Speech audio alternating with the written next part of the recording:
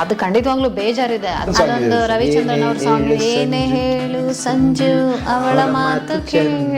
ಇದು ಬೇಡ ಅನ್ಸುತ್ತೆ, ಕಟ್ ಮಾಡ್ಬಿಡಿ. 30 ಮಿಲಿಯನ್ ನೋಡಿದೆ, 3 crore. ನನ್ನ ಪಾತ್ರಕ್ಕೆ ಪ್ರೀತಿ, ಕೋಪ, ಸಹನೆ, ದ್ವೇಷ ಎಲ್ಲನೂ. ಗ್ರಾಮಾಯಣ ಕೊನೆಗೂ ನನಗೆ one of the most expected cinema ನಿಮ್ಮಿದ್ರಲ್ಲಿ. ಒಂದು ಕಡೆ ಎತ್ತು ಮೈ ತೊಳಿತಾ ಇದ್ರಿ, ಇನ್ನೊಂದು ಕಡೆ ಹಾಲು ಹಾಕಕ್ಕೆ ಹೋಗ್ತಾ ಇದ್ರಿ. ತುಂಬ ದೊಡ್ಡ ಜರ್ನಿ. ಈ ಸಿನಿಮಾ ನನಗೆ ತುಂಬ ಹತ್ತಿರ.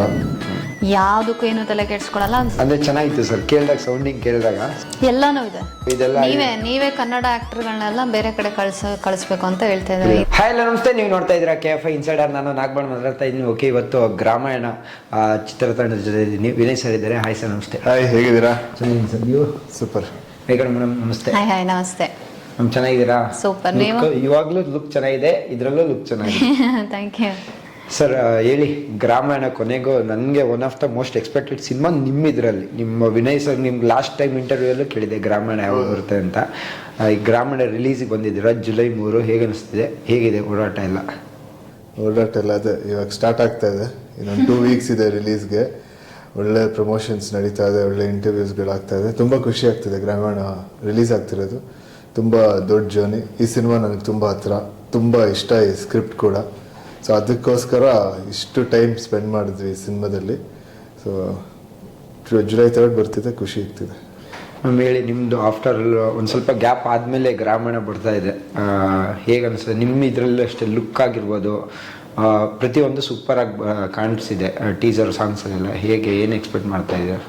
ಖುಷಿ ಆಗ್ತದೆ ನಿಜವಾಗ್ಲೂ. ನಮಗೆ ಸಿನಿಮಾ ರಿಲೀಸ್ ಆಗ್ತಿದೆ ಅನ್ನೋದು ತುಂಬ ಖುಷಿ ಇದೆ. ಆಮೇಲೆ ಸಿನಿಮಾನು ತುಂಬ ಚೆನ್ನಾಗಿ ಮೂಡ್ ಬಂದಿದೆ. ಎಲ್ಲರೂ ಪಾತ್ರನೂ ತುಂಬ ಚೆನ್ನಾಗಿದೆ, ನನ್ನ ಪಾತ್ರನೂ ಇದರಲ್ಲಿ ತುಂಬ ಚೆನ್ನಾಗಿದೆ. ಸರ್, ಇದರಲ್ಲಿ ನಾನು ಅಂದರೆ ಇದರಲ್ಲಿ ಲುಕ್ಸೇ ಹೇಳ್ಬೇಕು. ಫಸ್ಟು ಹಳ್ಳಿ ರಗಡ್ ಲುಕ್ಕು, ಮಾಸ್ ಲುಕ್ಕು. ಟೀಸರಲ್ಲೂ ಅಷ್ಟೇ, ಒಂದು ನೀರಲ್ಲಿ ಹಿಂಗೆ ಬಂದು ಹಿಂಗೆ ಎದ್ದು ಬರೋದು ಅದೆಲ್ಲ ಭಾರಿ ಸಕ್ಕತ್ತಾಗಿ ಬಂದಿದೆ. ಹೇಗೆ ಸರ್ ಇದೆಲ್ಲ ಹೆಂಗೆ ವರ್ಕ್ ಆದ? ಅಂದರೆ ಹಳ್ಳಿಗೆ ನೀವು ಯಾವ ಥರ ಚೇಂಜಸ್ ಕ್ಯಾರೆಕ್ಟ್ರಿಗೆಲ್ಲ ಪ್ರಿಪೇರ್ ಆದ್ರಿ ಎಲ್ಲ? ಚಿಕ್ಕ ವಯಸ್ಸಿಂದ ಊರಿಗೆ ಅಂದರೆ ನಮ್ಮ ಹಾಲಿಡೇಸ್ ಎಲ್ಲ ಅಂದರೆ ಸಮ್ಮರ್ ಫುಲ್ ನಾನು ಇದರಲ್ಲೇ ಇರ್ತಾ ಇದ್ದೆ. ನಮ್ಮ ತಾಯಿಯವರು ಸಿದ್ದಾಪುರ ಅಥವಾ ಅವಾಗ ಗಾಜನೂರ್ಗು, ಆಮೇಲೆ ನಮ್ಮೂರು ಸಿಂಗನೂರು, ಆ 3 ಊರುಗಳಿಗೆ ಜಾಸ್ತಿ ಹೋಗ್ತಾ ಇದ್ದೆ ಚಿಕ್ಕ ವಯಸ್ಸೆಲ್ಲ. ಅಲ್ಲೊಂದಷ್ಟು ನೋಡಿದೆ. ಆಮೇಲೆ ಈ ಶೂಟಿಂಗ್ ಮಾಡಿದ್ದು ನಾವು ಈ ದೇವನೂರು, ನಿಡ್ಘಟ್ಟ, ಬಾಣಾವರ, ಕಡೂರ್ ಹತ್ರ ಸುತ್ತಮುತ್ತ ಚಿಕ್ಕ ಚಿಕ್ಕ ಹಳ್ಳಿಗಳು. ಸೊ ಅಲ್ಲೆಲ್ಲ ತುಂಬ ಟೈಮ್ ಸ್ಪೆಂಡ್ ಮಾಡಿ ಅವ್ರ ಜೊತೆ ತುಂಬ ಮಾತಾಡಿ, ಆಮೇಲೆ ಅವ್ರ ಡೈಲೆಕ್ಟ್ ಒಂಥರ ಬೇರೆ ಇತ್ತು ನಮ್ಮ ಡೈಲೆಕ್ಟ್ಗಿಂತ. ಸೊ ಅದನ್ನ ಹಿಡಿಯೋಕ್ಕೆ ತುಂಬ ಟೈಮ್ ತೊಗೊಂತು. ಆಮೇಲೆ ಅದು ಕೇಳೋಕ್ಕೆ ತುಂಬ ಚೆನ್ನಾಗಿದೆ ಅವರ ಡೈಲೆಕ್ಟು.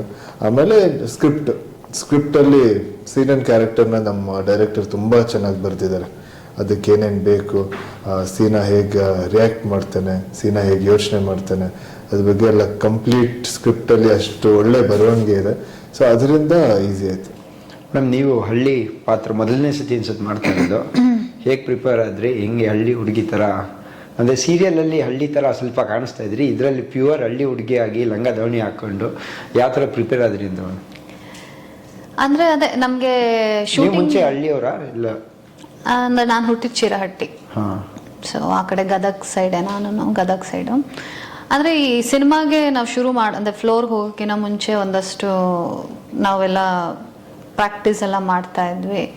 ಯಾವ ಥರ ಇರುತ್ತೆ, ಹೇಗಿರುತ್ತೆ, ಅದು ಡೈಲಾಗ್ಸ್ ಆಗಿರ್ಬೋದು, ಅಲ್ಲಿ ಆ ವಾತಾವರಣದ ಲ್ಯಾಂಗ್ವೇಜ್ ಆಗಿರ್ಬೋದು, ಆಮೇಲೆ ನಮಗೆ ಆ ಬಾಡಿ ಲ್ಯಾಂಗ್ವೇಜ್ ಆಗಿರ್ಬೋದು. ಸೊ ಇದೆಲ್ಲಾನು ಪ್ರತಿಯೊಂದು ನಮಗೆ ನಮ್ಮ ಡೈರೆಕ್ಟರ್ ಚಂದ್ರು ಸರು ಮುಂಚೆನೇ ಎಲ್ಲಾನು ಹೇಳಿ ಈ ಥರ ಮಾಡಬೇಕು, ಹೀಗೆ ಅಂತೆಲ್ಲ ನಮಗೆ ತುಂಬ ಪ್ರಾಕ್ಟೀಸ್ ಮಾಡಿಸಿದ್ರು. ಸರ್, ನೀವು ಎತ್ತು ಟ್ಯಾಕ್ಟ್ರಿಗಳು ಹೊಡೆದಿರೋದು, ಎತ್ತು ದನ ಓಡಿಸಿರೋದು ಅದೆಲ್ಲ ಮುಂಚೆ ಯಾವಾಗಲಾರು ಮಾಡಿದ್ರೆ ಹೇಗೆ ಸರ್? ಈಗ ಸಿನಿಮಾಗೋಸ್ಕರ ಕಲ್ತ್ರ ಹಿಂಗೆ? ನಾನು ಯಾವತ್ತು ಟ್ರ್ಯಾಕ್ಟರ್ ಎಲ್ಲ ಚಿಕ್ಕ ವಯಸ್ಸಲ್ಲಿ ಓಡಿಸೋದು ಟ್ರೈ ಮಾಡಿದ್ದೆ, ಬಟ್ ಅಷ್ಟು ಚೆನ್ನಾಗಿ ಗೊತ್ತಿರಲಿಲ್ಲ. ಬಟ್ ಈ ಸಿನಿಮಾಕ್ಕೆ ಒಂದು 2 ದಿನ ಓಡಿಸಿದ್ಮೇಲೆ ಆಲ್ಮೋಸ್ಟ್ ಗಾಡಿ ಓಡಿಸಿದ ಟ್ರ್ಯಾಕ್ಟರ್ ಓಡಿಸ್ಬೋದು ಅನ್ಸುತ್ತೆ. ಆಮೇಲೆ ಚೆನ್ನಾಗೂ ಇತ್ತು, ಖುಷಿ ಅನ್ಸುತ್ತೆ ಟ್ರ್ಯಾಕ್ಟರ್ ಓಡಿಸೋಕ್ಕೆ ಒಂದು ಕಡೆಯಿಂದ ಇನ್ನೊಂದು ಕಡೆ. ಜೊತೆ ಎತ್ತುಗಳ ಜೊತೆ ಟೈಮ್ ಸ್ಪೆಂಡ್ ಮಾಡಿ ತುಂಬ ಖುಷಿ ಆಯಿತು. ಅದ್ರ ಜೊತೆ ಸ್ವಿಮ್ ಕೂಡ ಮಾಡಿದ್ದೀನಿ. ಅದು ಎತ್ತಿಟ್ಕೊಂಡು ಸ್ವಿಮ್ ಮಾಡೋದು ಸ್ಟಾರ್ಟಿಂಗ್ ತುಂಬಾ ಭಯ ಇತ್ತು, ಯಾಕಂದ್ರೆ ಅಭ್ಯಾಸ ಇಲ್ವಲ್ಲ ಅದೆಲ್ಲ. ಎಲ್ಲಿ ಅದ್ ನೋಡಕ್ ಭಯ ಅನ್ಸುತ್ತೆ ಅಷ್ಟೇ, ಬಟ್ ಅದು ಮುಟ್ಟಾಗ ತುಂಬಾ ಸ್ವೀಟ್ ಅದು. ಬಟ್ ಏನೂ ಆಗ್ಲಿಲ್ಲ, ಆರಾಮಾಗಿ ಸ್ವಿಮ್ ಮಾಡ್ತು. ಜೊತೆಗೆ ಎಕ್ಸ್ಪೀರಿಯನ್ಸ್ಗಳೆಲ್ಲ ತುಂಬಾ ಚೆನ್ನಾಗಿತ್ತು. ಮೇಡಮ್ ಇವಾಗ ನಾನು ನಿಮ್ದು ಏನಂದ್ರೆ ನಾವು ಬರ್ಕೊಂಡು ಅನ್ಕೊಂಡೆ ಏನೇನು ಕೆಲಸ ಮಾಡೋರೆ ಅಂತ. ಒಂದು ಕಡೆ ಎತ್ತು ಮೈ ತೊಳಿತಾ ಇದ್ರಿ, ಇನ್ನೊಂದು ಕಡೆ ಹಾಲು ಹಾಕಕ್ಕೆ ಹೋಗ್ತಾ ಇದ್ರಿ, ಇನ್ನೊಂದು ಕಡೆ ಪೈರಿಗೆ ಏನೋ ಕಳೆಗೆ ಕೀಟನಾಶಕ ಹೊಡಿತಿದ್ರಿ, ಇನ್ನೊಂದು ಕಡೆ ಟ್ಯಾಕ್ಟ್ರಿ ಹೊಡಿತಾ ಇದ್ದೀರಾ. ಅಂದರೆ ಈ ಹಳ್ಳಿಯಲ್ಲಿ ಒಂದು ಮಾತಿದೆ, ಈಗ ಲೇಡೀಸ್ ಇಷ್ಟೆಲ್ಲ ಕೆಲಸ ಮಾಡ್ತಾ ಇದ್ರಿ ಒಂಥರ ಅಂದರೆ ಮೆನ್ ಸಮ ಅಂತ, ಹುಡುಗನ ಸಮ, ಹುಡುಗನ ಥರ ಹುಡುಗಿ ಅಂದರೆ ರಗಡ್ ಹುಡುಗಿ ಥರ ಆ ಕ್ಯಾರೆಕ್ಟರ್ ಮಾಡಿದ್ದೆ. ಅಂದರೆ ಅಂದರೆ ಫೇಸಲ್ಲಿ ನೋಡಿ ಸ್ಮೂತ್ನೆಸ್ ಕಾಣಿಸ್ತಾ ಇದೆ, ಬಟ್ ಎಲ್ಲ ಕೆಲಸ ಮಾಡ್ತಾ ಇದ್ದೆ ಅಂದರೆ ಹುಡುಗನ ಥರ. ಅದೆಲ್ಲ ಯಾವ ಥರ ಇತ್ತು ಮೇಡಮ್ ಎಕ್ಸ್ಪೀರಿಯನ್ಸ್ ಎಲ್ಲ? ಅಂದರೆ ಈ ಸಿನಿಮಾದಲ್ಲಿ ಕುಸುಮ ಅನ್ನೋ ಕ್ಯಾರೆಕ್ಟ್ರೇ ಬಂದು ಒಂಥರ ಗಟ್ಟಿ ಹೆಣ್ಣು, ಯಾವುದಕ್ಕೂ ಏನು ತಲೆ ಕೆಡಿಸ್ಕೊಳಲ್ಲ. ಗಂಡಸು ಯಾವ ಕೆಲಸ ಮಾಡ್ತಾನೆ ಆ ಎಲ್ಲ ರೀತಿ ಕೆಲಸಗಳನ್ನು ಮಾಡ್ತಾಳೆ.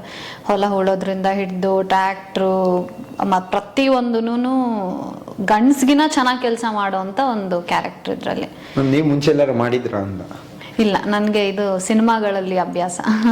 ಹೆಂಗೆ ಕಲ್ತ್ರಿ ಮೇಡಮ್ ಇಲ್ಲಿ? ಅಂದರೆ ಅದು ಪ್ರಾಕ್ಟೀಸ್ ಮಾಡ್ತಾ ನೋಡ್ತಾ ನಮ್ಮ ಚಂದ್ರು ಸರ್ ಹೇಳೋದನ್ನ ಕೇಳಿಸ್ಕೊಂಡು, ಸೊ ಅದು ಮಾಡ್ತಾ ಅದು ಆಟೋಮೆಟಿಕ್ಕಾಗಿ ಬಂದ್ಬಿಡುತ್ತೆ.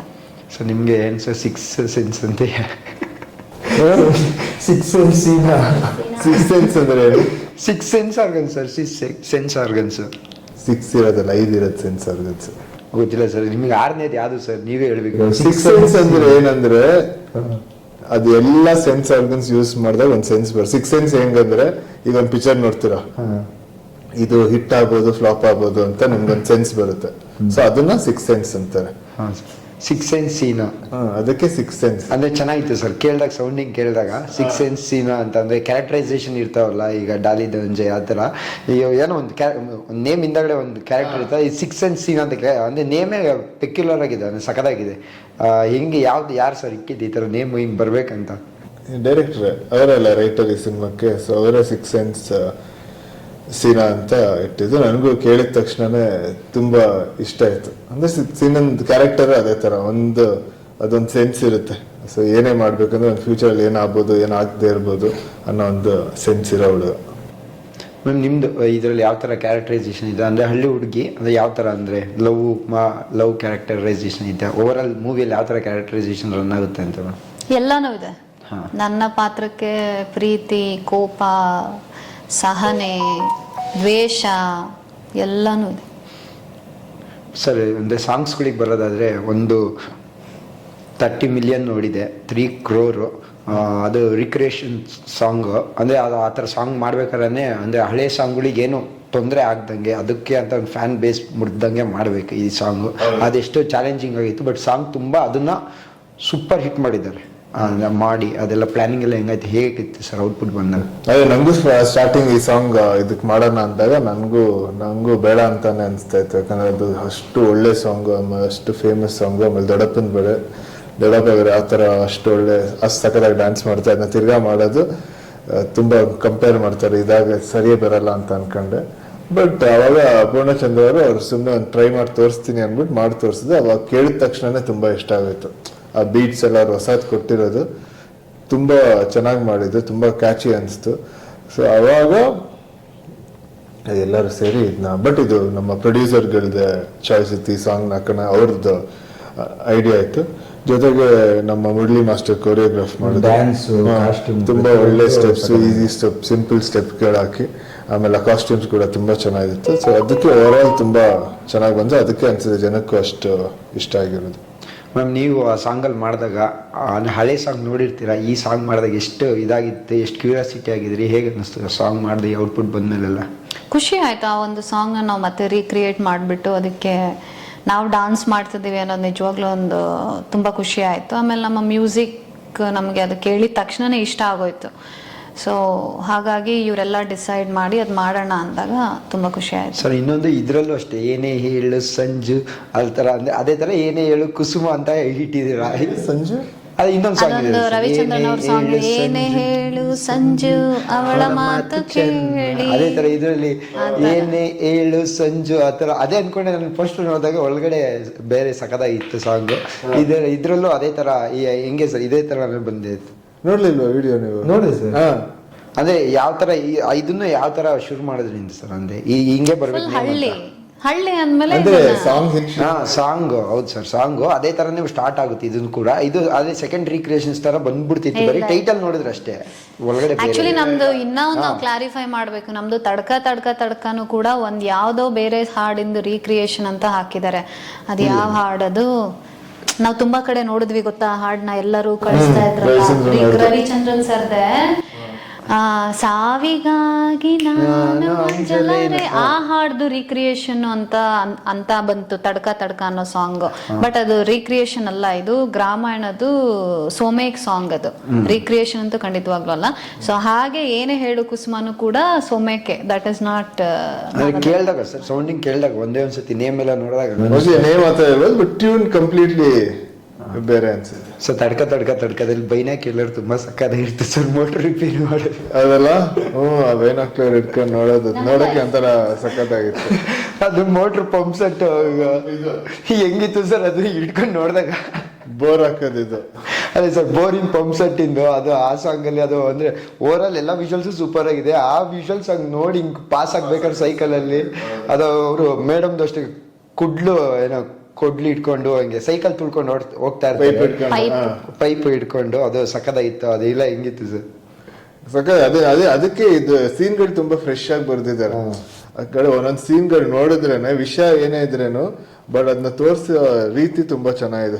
ಇವರು ನಮ್ಮ ಡೈರೆಕ್ಟರ್ ತುಂಬಾ ಚೆನ್ನಾಗಿದೆ. ಸೊ ಈ ತರ ಸೀನ್ಗಳು ಬರ್ದಾಗ ನಮಗೂ ಮಾಡಕ್ ಒಂಥರ ಹೊಸದಾಗಿರುತ್ತೆ, ಒಂಥರ ಖುಷಿ ಕೊಡ್ತಾ ಇರುತ್ತೆ. ಸೊ ಅಂದ್ರೆ ಡೈಲಾಗ್ಸ್ಗಳು ಅಷ್ಟೇ, ಟೀಸರ್ ಅಲ್ಲಿ 3 ಡೈಲಾಗು, 3 ಕಡಕ್ ಆಗಿದೆ. ಬುದ್ಧಿ ಹೇಳೋರೆಲ್ಲ ಆಲ್ರೆಡಿ ನಿಮ್ಕೊಳ್ಳಿ ಕೆಟ್ಟ ಪಟ್ಟಣದಿಂದ ಬಂದಿದಂತೀರಾ.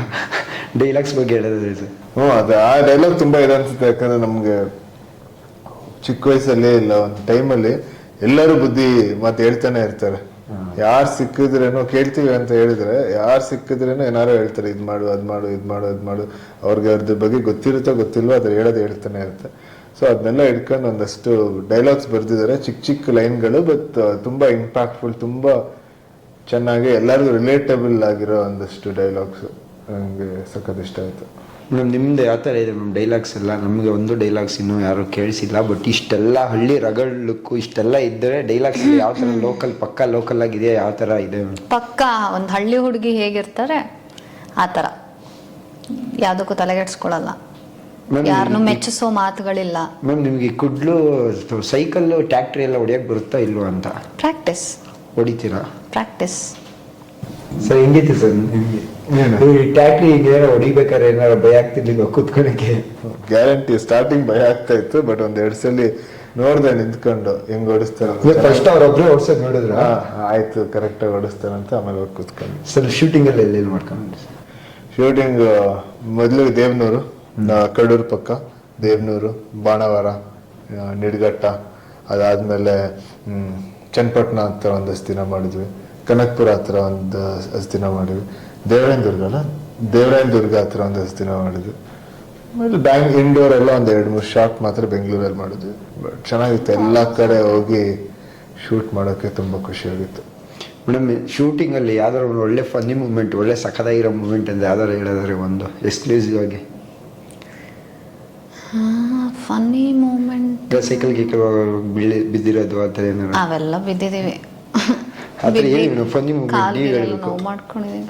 ಫನ್ನಿ ಮೂಮೆಂಟ್ ಯಾವ್ದಿದೆ? ಇಲ್ಲ ಕಷ್ಟವಾದ ಮೂಮೆಂಟ್ ಯಾವ್ದಾರು ಒಂದು ಒಳ್ಳೆ ಮೂಮೆಂಟ್. ಕಷ್ಟವಾದ್ದು ಪೈಪ್ದು, ಆ ಪೈಪ್ ಎತ್ಕೊಂಡು ಸೈಕಲ್ ಮೇಲೆ ಓಡಿಸೋದು, ಅದು ತುಂಬ ಭಾರ ಇತ್ತು ಪೈಪ್, ಮುಂದೆ ಹಿಂದೆ ಅದು ವಾಲ್ತಾ ಇತ್ತಲ್ಲ, ಅದನ್ನ ಬ್ಯಾಲೆನ್ಸ್ ಮಾಡಿ ನಾನು ಸೈಕಲ್ಲು ಓಡಿಸ್ತಾ ನನ್ನ ಕ್ಯಾರೆಕ್ಟ್ರಲ್ಲೂ ಇರ್ತಾ ಅದು ಮಾಡೋದು ತುಂಬ ಕಷ್ಟ ಆಯಿತು.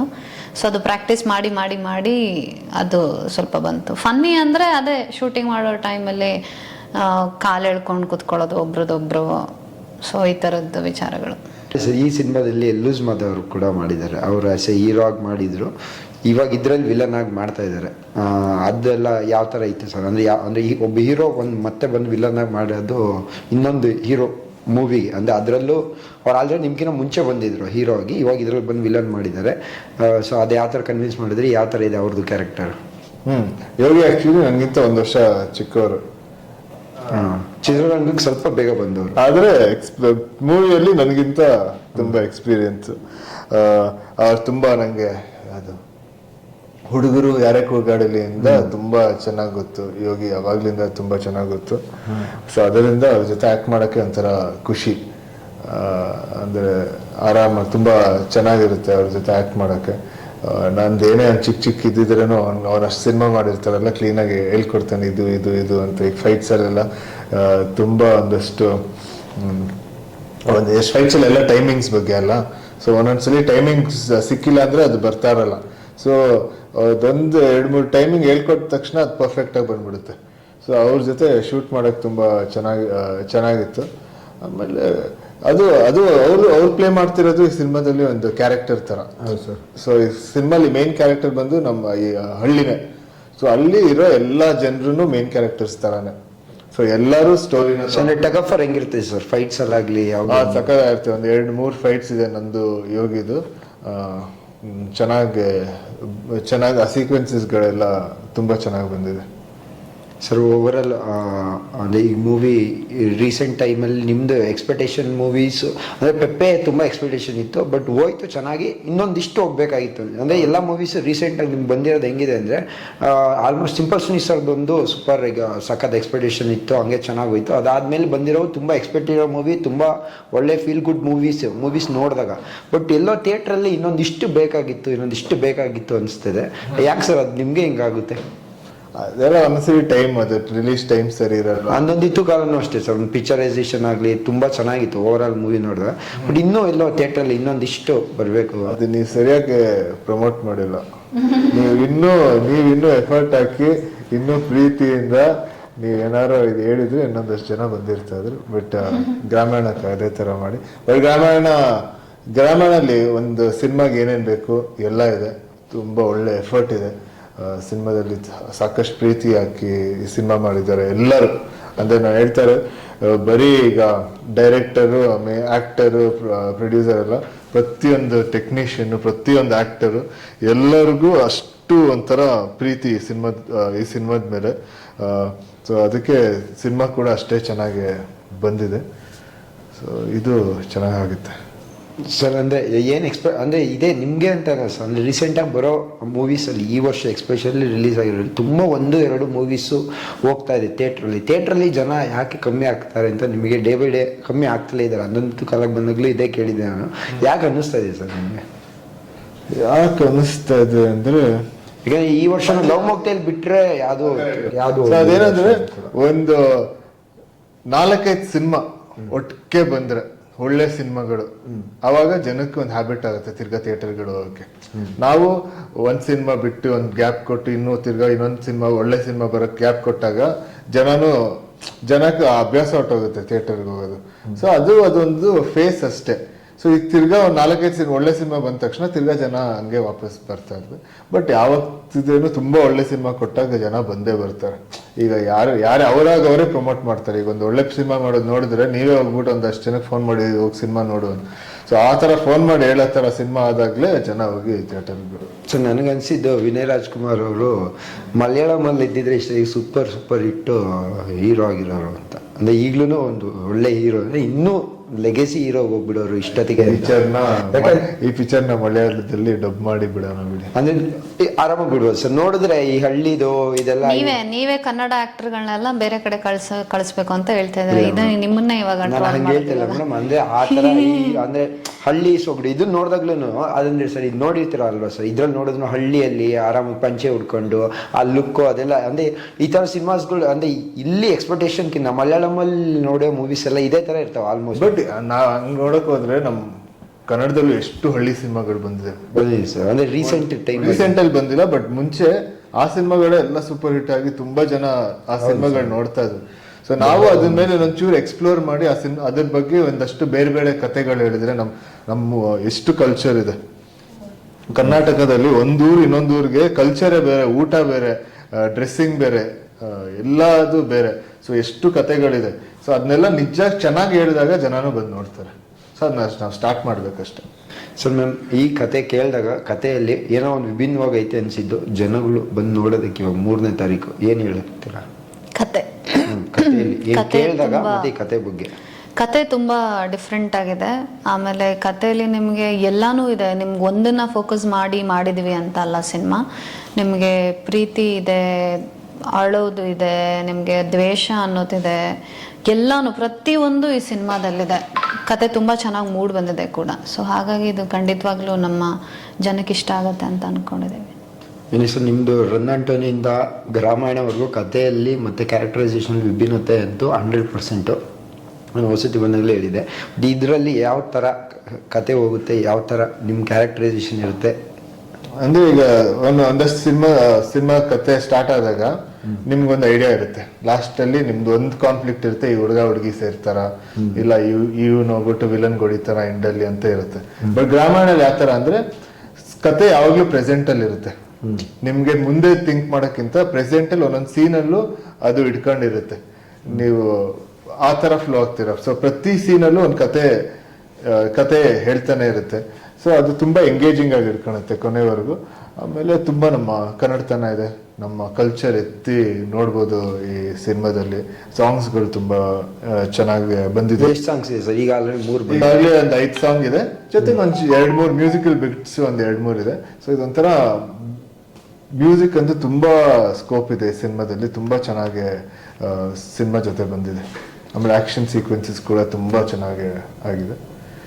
ಬಟ್ ಏನೇ ಇದ್ರೂ 3 ಜೂನ್ ಇರಬೇಕು. ನೀವು ನಿಜವಾದ ರಿವ್ಯೂ ಸರ್ ನೀವು ನೋಡಿದ್ರು ಸರ್ ಎಲ್ಲರ ಸ್ಕ್ರೀನಿಂಗ್ ಮಾಡಿಸಿದ್ರ? ಇದಕ್ಕೆ ಟೆಕ್ನಿಕಲ್ ಶೋ ಅದೆಲ್ಲ ಮಾಡಿಸಿ ನಾನು ಯಾರೆಲ್ಲ ಬಂದಿದ್ರು, ಇಲ್ಲ ಅಶ್ವಿನಿ ಮೇಡಮ್ ಅಥವಾ ನಿಮ್ ಯಾರ್ಯಾರೆಲ್ಲ ನೋಡಿದ್ರು? ಇನ್ನೂ ಮಾಡಿದ್ವಿ, ನಾವು ಟೀಮ್ ಮಾತ್ರ ನೋಡಿದ್ವಿ.